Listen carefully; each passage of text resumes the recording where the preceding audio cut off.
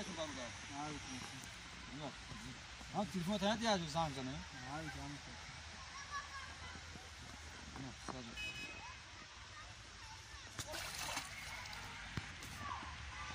شوخی سر برادر؟ ای بچه شوخی نمیبرداری اینا. اینا بچه‌ها خیلی سیر گشت کردیم. هوا نی خنک شده گیای. یا خیلی نریم خونه. با چی میریم؟ ماشین خطی میریم. با چی میریم؟ تنش خیلی ماشین داری؟ لکس دارم لکس. رفتم دیدمش خیلی. میریم نه. همیا! چی میشنم ماشین چوب کی اومد؟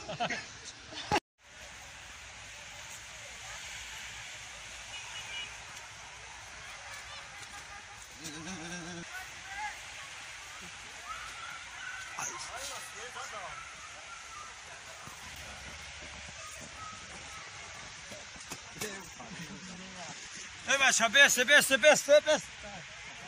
شما زده سی؟ خوب زده ایرا. او زده. برای چی بزنی؟ سویت چی زده؟ آهای؟ خانده میگیره داخله. بلا خونگه بلا ترم تنی ارشد شده گرم شد.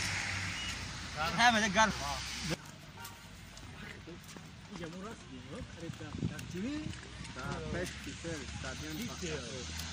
بیام میریم جای رنگم بیرون آید نه گرم شدم یک کم بود اون یک تاکسی فهمید یک کس میگم همه تمه برام کراوچی فهمیدی؟ خب اینجا بستی تمام رفتی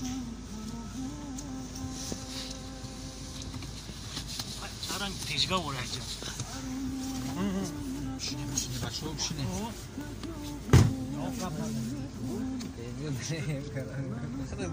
آبا چا یک کس گفته کو؟ اکا داریم بیرون همون برمان اکی چی گم نداره آی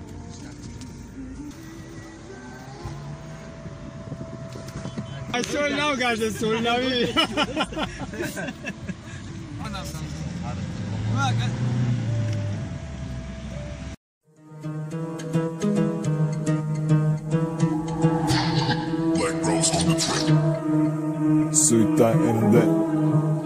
Suita elinde